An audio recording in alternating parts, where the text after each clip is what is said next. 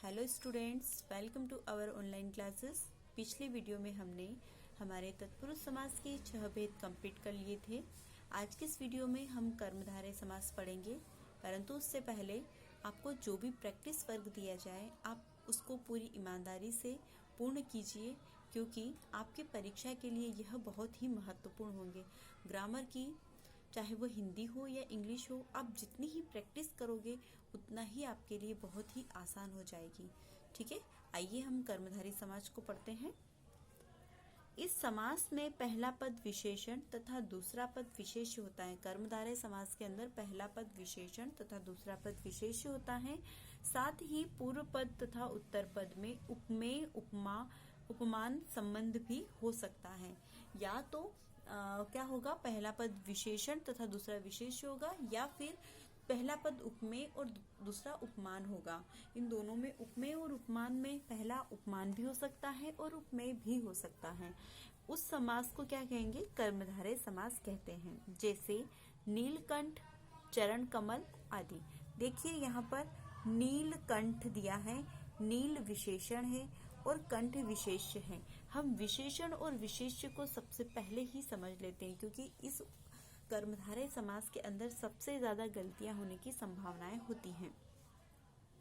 विशेषण क्या होता है?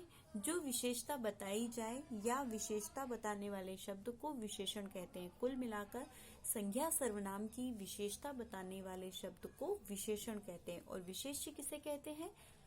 जिसकी विशेषता बताई जाए, मतलब विशेषण की विशेषता बताने वाले शब्द को विशेष्य कहते हैं। संज्ञा सर्वनाम की विशेषता बताने वाले शब्द को तो हम विशेषण कहेंगे, परंतु विशेषण की विशेषता बताने वाले शब्द को हम विशेष्य कहेंगे। उसी प्रकार से उपमान, जिससे उपमा दी गई हो, जिससे उपमा दी गई हो, और उपमेय जिसकी उपमा दी गई हो। इसको हम उदाहरण से समझ लेते हैं। देखिए यहाँ पर आपको ये देखिए, यहाँ पर आपको कुछ उदाहरण दिए गए हैं। नील गगन, है ना, नीला है जो गगन। यहाँ पर मैंने सबसे पहले विशेषण और विशेष्य वाली चीजें लिए। यहाँ पर इसके अंदर विशेषण और विशेष्य, न कि उपमान और उपमेय। उपमान और उपमेय वाले उदाहरण आगे हैं। यहाँ पर सिर्फ और सिर्फ विशेषण और विशेष्य वाले उदाहरण हैं। अब इसका विग्रह करते समय इसका पहचान चिन्ह होता है जो। इसका पहचान चिन्ह कौन सा हो जाएगा?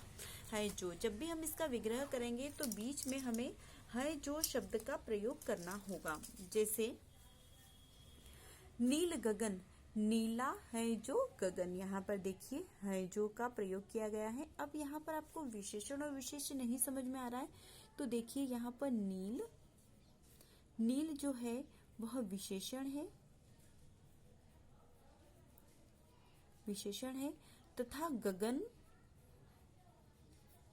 विशेष्य है। कैसे? हमने कहा था विशेषण क्या होता है? संज्ञा सर्वनाम की विशेषता बताता है, और जो विशेषण की विशेषता बताता है वो कहलाता है विशेषण। यहाँ पर नील एक विशेषण है जो विशेषता बता रहा है गगन की। उसी प्रकार पर्णकुटी, पर्णकुटी को हम लिखेंगे पर्ण की बनी कुटी, पर्ण की बनी कुटी।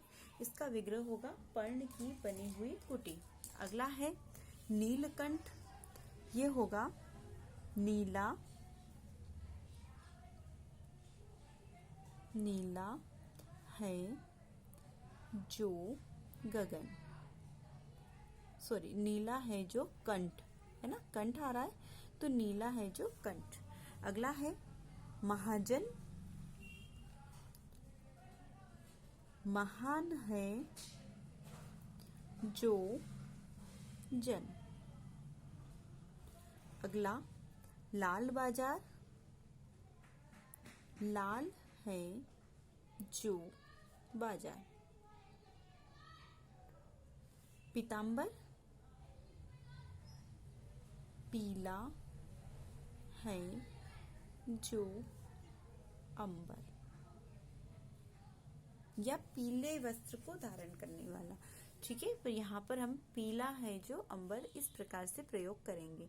उसी प्रकार आगे आपको और उदाहरण दिए गए हैं जो कि उपमा और उपमेय के हैं। उपमान और उपमेय का आपको यहाँ पर उदाहरण दिए गए हैं। इनमें देखिए, इसमें जो विग्रह करने पर के समान शब्दों का प्रयोग होगा, उसमें है जो का प्रयोग हो रहा था उसमें उसी प्रकार के समान शब्दों का प्रयोग किया जाएगा। जैसे कनकलता, कनक के समान लता, वैसे ही अगला है करकमल, यहाँ पर कमल के समान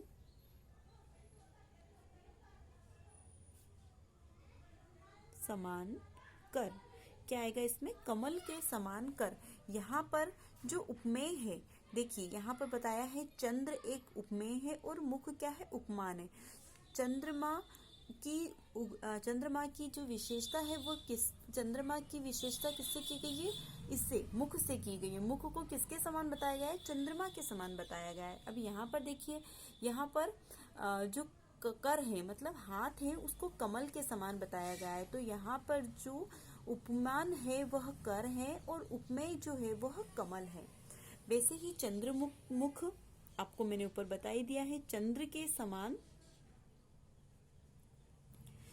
के समान मुख। इसमें जो चंद्र है वह क्या है? उपमेय है, क्योंकि उसकी उपमा मुख से करी गई है। मुख को चंद्रमा के समान सुंदर बताया गया है। चरण कमल, कमल के समान चरण।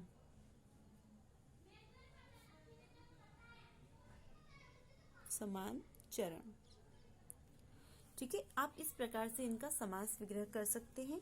यहाँ मैंने आपको और समास के उदाहरण दिए हैं जो विशेषण, विशेष्य और उपमान और उपमेय को शामिल करके दिए गए हैं।